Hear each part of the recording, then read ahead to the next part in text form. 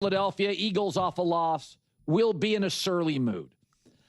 This is something I've given a lot of thought, and I talked about it for about a minute, 90 seconds yesterday at the end of the show. There's a lot of criticism from people on the internet that don't like the fact that, like, Caleb Williams is completing like 59.5% of his throws.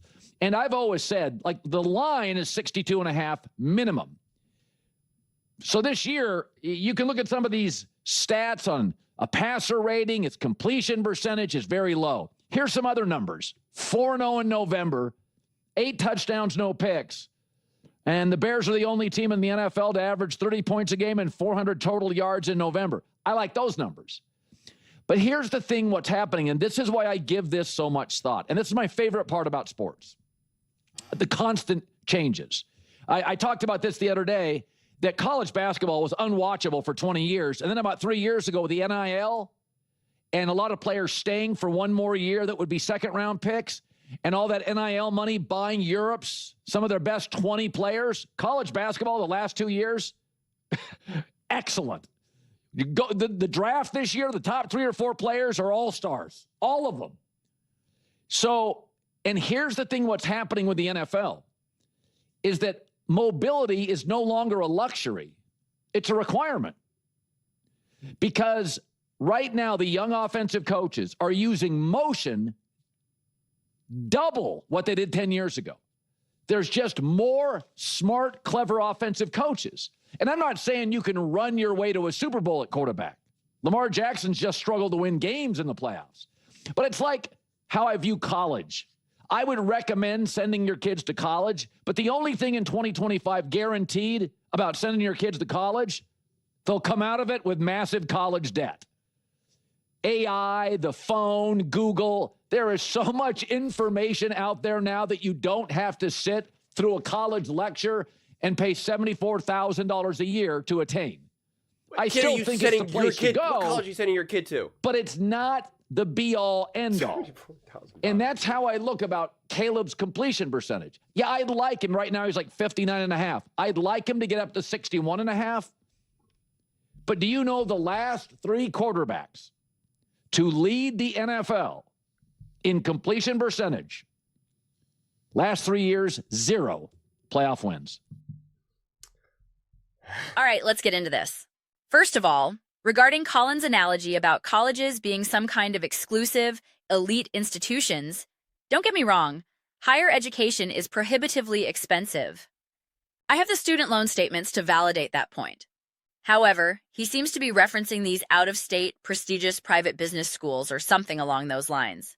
But that's a separate topic.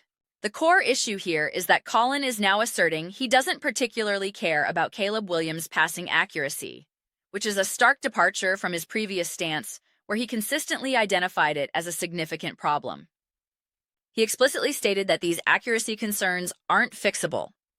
That was his precise wording. My immediate reaction was, well, I believe they are. I found myself asking, why wouldn't they be fixable? Of course they can be addressed, especially if the root causes are mechanical issues. I immediately pointed to examples like Daniel Jones and Josh Allen as quarterbacks who have demonstrated that significant improvement in this area is possible. It's absolutely achievable. Now, can a profoundly erratic passer transform into the most precise quarterback in the entire league? Not necessarily, but substantial progress is absolutely within reach. It must also be acknowledged, as I'm aware there have been numerous dropped passes, that even when you factor those out and examine metrics like adjusted completion percentage, his numbers remain concerningly low. Where does he currently rank? He's 37th in the league. So he's just 1 percentage point above J.J. McCarthy, and he's in the company of an injured Carson Wentz, Tyler Show, and Jake Browning. The evidence is undeniable. He has been inaccurate. No one can credibly argue, oh, but if you exclude the drops. The data is clear. He has struggled with ball placement. Many analysts, myself included, have noted that this hasn't been a banner year for Patrick Mahomes' accuracy either. If you've watched all of his games, you've observed a surprising number of errant throws from him. And yet, his completion percentage sits at 74%. Caleb Williams, by comparison, is at 65.3%. That disparity is significant, and it does matter. Looking at other contemporaries, Mac Jones is at 71%, Josh Allen at 72.3%, and Matthew Stafford at 72.7%. The objective isn't to reach the stratospheric heights of Brock Purdy at 84% or Jacoby Brissett at 83.9%. However, a marked improvement is non-negotiable. This is the fundamental reason I've previously argued that this offense, for all its success and for all of Caleb's individual achievements, is leaving potential points on the field. From my perspective, and this has evolved slightly as the season has progressed, but especially earlier on, I was watching their games and thinking they were leaving at least one touchdown on the board every week. This unit has the raw potential to be averaging 35-plus points per game, a truly elite, bona fide offensive powerhouse. I'm not referring to garbage time scores. I mean consistently hanging touchdowns on opponents in the manner we've seen from the Chiefs or the Lions under Ben Johnson. That is the ceiling. This is why I expressed a view several weeks ago, an older take that has since morphed, that the limiting factor was Caleb Williams. But let me be unequivocally clear. Stating that he is the limiting factor is not synonymous with saying he is bad, or that he is single-handedly holding the team back in the conventional negative sense. My point was that it is perfectly logical for a second-year quarterback in his first season within Ben Johnson's complex system to be that limiting factor. I expect it.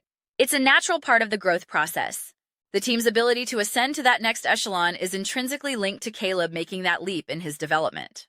So to now hear Colin simply dismiss it with it doesn't matter, is frustrating. I genuinely don't know when I'll be able to move past Colin's overarching narrative regarding the Chicago Bears and Caleb Williams. I suspect I'll carry this feeling with me for the remainder of this season, simply because the reversal is so recent. If he continues this new line of thinking into the next season or the summer, then I'll likely let it go.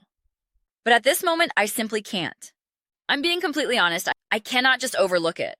The core of his original argument for why Caleb wasn't the right guy and why the partnership with Ben Johnson would fail was rooted in his completion percentage. Now he's casually dismissing the very metric he once championed as a critical flaw. He says, it doesn't matter. I see a lot of people out there complaining about completion percentage. You were one of them. And he's right. People are saying that because he was the one who initially told them it was a monumental problem, and they internalized that logic. This is a significant personal pet peeve of mine. It reminds me of a phenomenon in the health and fitness world. For years, the prevailing wisdom was that you had to consume a protein shake immediately after your workout, during a so-called anabolic window. The belief was that you had a narrow 30 to 60-minute time frame to ingest protein and carbohydrates to maximize muscle growth. There are still people who rigidly adhere to this principle. However, subsequent research has largely debunked this. The current understanding is that the window is much wider. It's more like a barn door. As long as you consume a sufficient amount of protein, say 25 to 30 grams, within a several-hour window of your workout, you're perfectly fine. It doesn't have to be a shake. It can be a regular meal. The difference in muscle gain between following the old strict protocol and the new, more flexible approach is negligible. It might be the difference between gaining 8% muscle mass versus 7.5% over a training cycle, not the difference between gaining muscle and gaining nothing. Yet you still have some fitness influencers who now mock people for believing in the anabolic window, even though they were once the most prominent voices promoting it. It's as if they wrote a book advocating for it, and now they deride their own readers for holding the very view they themselves propagated. I fully understand and support changing one's mind when presented with new evidence. This is crucial, especially for legitimate scientists and researchers. This is a principle Colin himself often champions, the idea of updating your opinion based on new information. I deeply appreciate that quality in him. It's a primary reason he remains my favorite sports commentator. However, I will always take issue when someone adopts a tone of, I can't believe there are still people who hold this view, when it was a view they themselves fervently held just a month prior. That is what truly triggers me, for lack of a better term. It's a personal irritant. It feels disingenuous. This is why I've given myself a timeline. I'll allow myself to feel this way for the rest of this year, and then I'll move on. I recognize that you don't need to preface every changed opinion with a full mea culpa. You don't have to say, I previously believed X, but now I believe Y every single time. I've certainly changed my mind on numerous topics, and I do try to acknowledge it, perhaps for longer than necessary, because I'm hyper-aware of this very dynamic. But eventually, you do have to let it go and move forward, which is perfectly reasonable. That said, I am not going to suddenly downplay the necessity for Caleb to improve his accuracy. He absolutely must. I refuse to compare this situation to the NBA or use a lazy reference point like listing past Super Bowl winners and their completion percentage rankings. That type of statistic is almost always meaningless because you can perform that same exercise with virtually any metric. How often does the league leader in touchdown passes win the Super Bowl? Rarely. How often does the team with the leading rusher win it all? Infrequently. The league MVP notoriously often fails to win the championship. The team with the top-ranked offense doesn't always win. The team with the top-ranked defense doesn't always win. You could do this with the best wide receiver, the best defensive end, the best cornerbacks. The teams with the singular best individual rarely hoist the Lombardi Trophy. I've made this exact argument to Colin before when he constructed a similar list, perhaps focusing on pass rushers. I pointed out that you can't isolate one positional stat because the same logic applies to receivers, running backs, and quarterbacks. He has a history of using this framework. It's a lens through which he views the sport.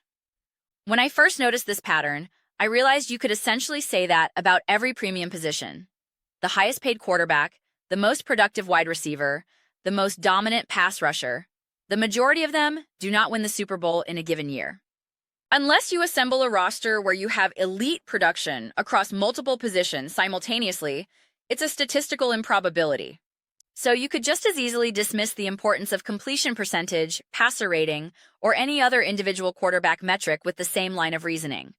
Consider the quarterbacks who led the league in touchdown passes in 2024: Joe Burrow, Lamar Jackson, Baker Mayfield, Jared Goff, Sam Darnold, Bo Nix, Josh Allen, Aaron Rodgers. Patrick Mahomes was 9th. The top 8 in touchdown passes did not even reach the Super Bowl. Looking back at 2023, the top 7 quarterbacks in touchdown passes didn't win it all either.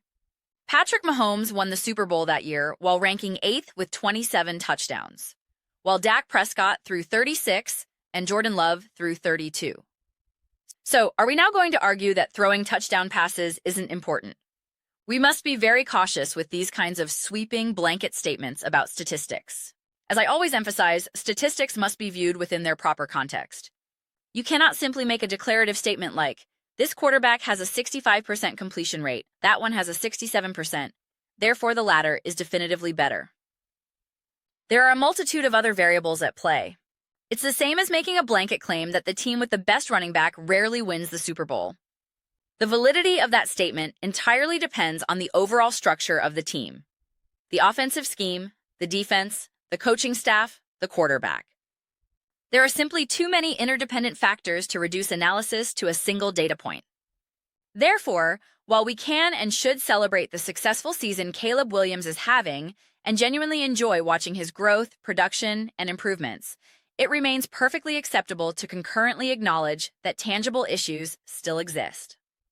I am a firm believer that no situation, no performance, warrants unconditional, universal praise or condemnation.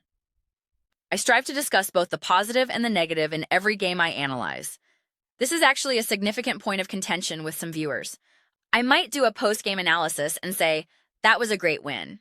Caleb made some phenomenal throws, but he also made a couple of very concerning decisions. The reaction from some is, oh, you just demand perfection. That is a complete mischaracterization. It's simply about acknowledging reality. What do you think happens in team meetings and film sessions?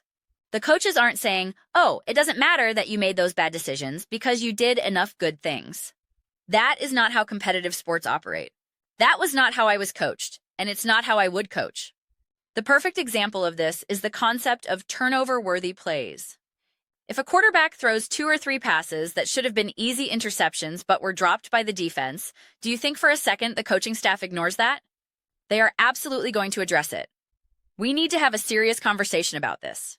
We nearly lost the game because of this specific throw, this specific decision. A coach would never say, doesn't matter, buddy. We won. You threw 3 touchdowns. That's good enough. I don't care that you almost threw a pick 6. I don't care that you made a critically bad read at a moment that could have completely sunk our chances. Your final stat line looks fine, so take the week off. That is not how it works. It is not how it works.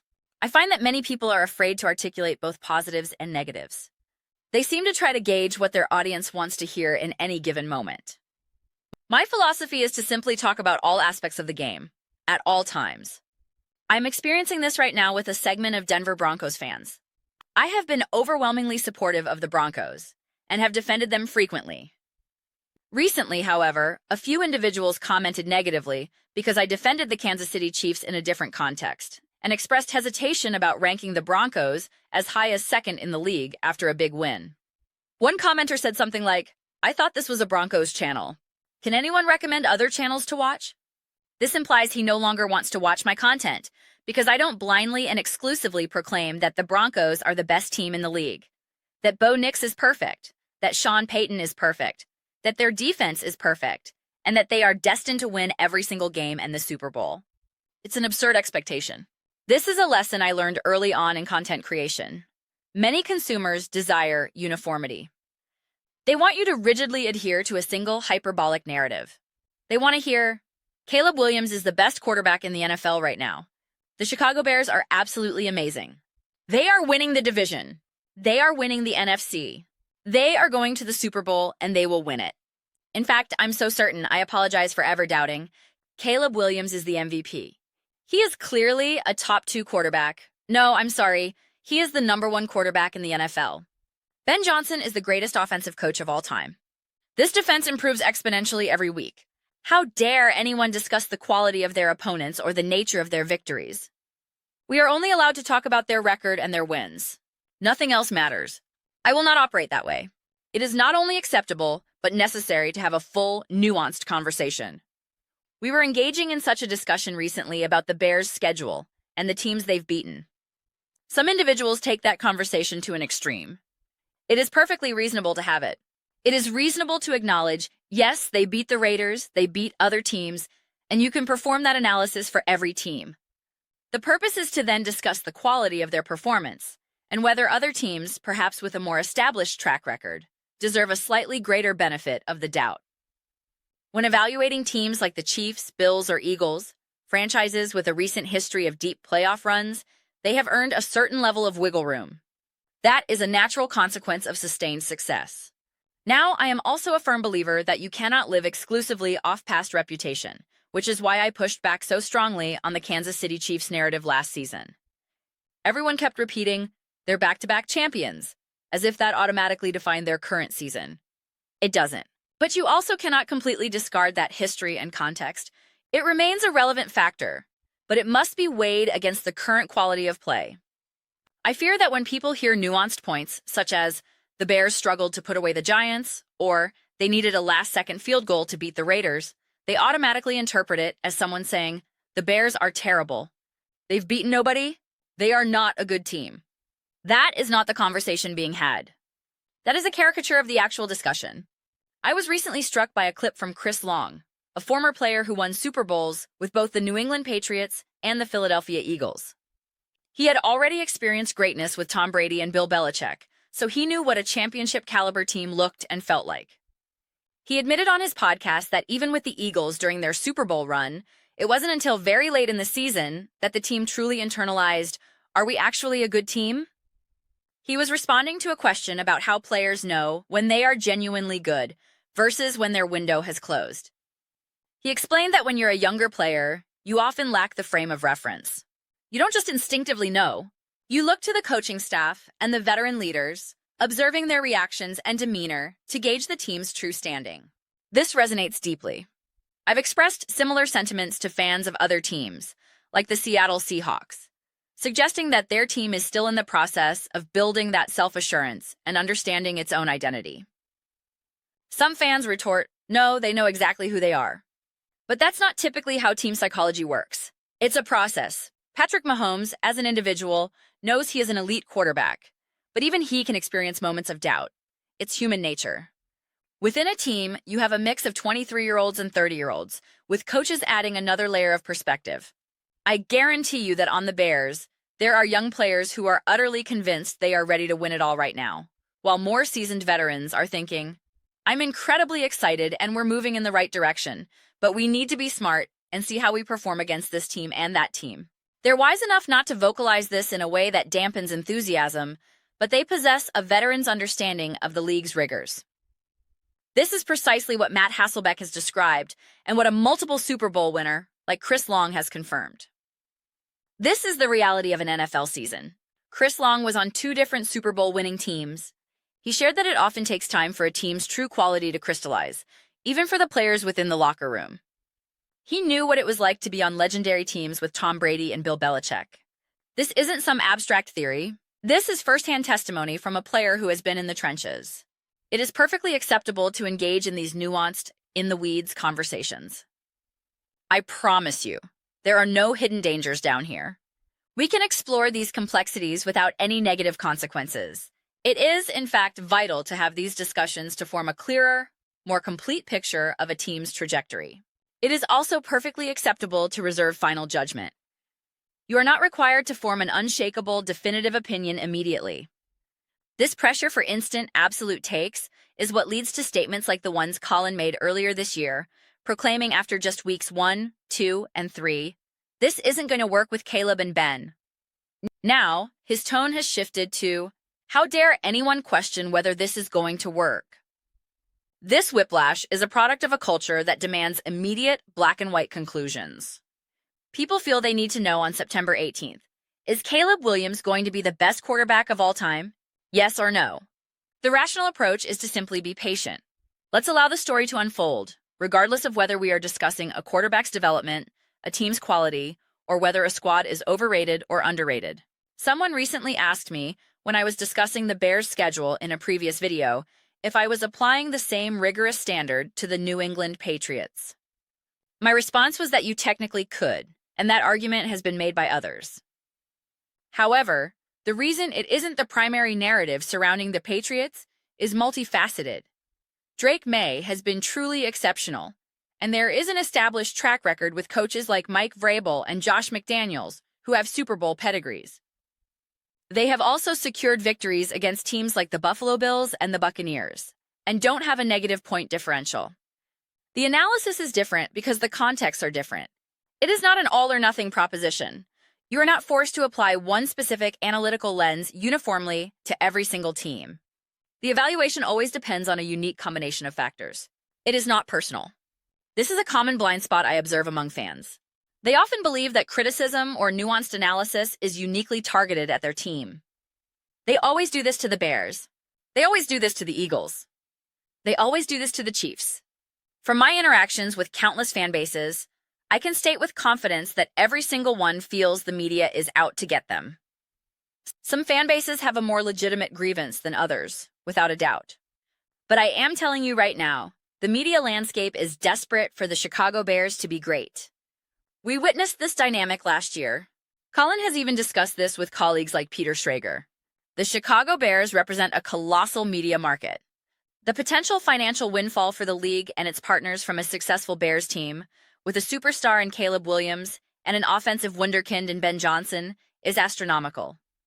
The NFL would relish nothing more than a new version of the Kansas City Chiefs emerging in the massive market of Chicago, as opposed to a smaller market like Kansas City. The narrative of Caleb Williams as the next Patrick Mahomes and Ben Johnson as the next Andy Reid is a dream scenario from a business perspective. The potential revenue is through the roof. So I can promise you, the media is not out to get the Chicago Bears. They are categorically not. The economic incentives are overwhelmingly aligned in the opposite direction. Those are my comprehensive thoughts on the matter. I would absolutely love to hear yours. What do you all think about Caleb Williams and the Chicago Bears? How do you feel about the broader conversation surrounding them? We can certainly delve into the specifics of his accuracy, but I'm also interested in your perspective on Colin's shifting stance regarding the importance of completion percentage, as well as the overall discourse enveloping this team and its quarterback. Let me know your thoughts in the comments below. I read every single comment. So whether you agree with me or disagree with me, let's get some discussions going. Let's get into some spirited debates. But ultimately, let's just have some fun with it. Please consider subscribing. We are building an amazing community here, and I would absolutely love to see you become a part of it. I want to create something we all feel genuinely connected to, something we're truly excited to be involved with. I believe we are well on our way to achieving that. Please don't forget to give this video a thumbs up as it genuinely helps with visibility and the platform's algorithm. Thank you so much for your time. I'll see you next time.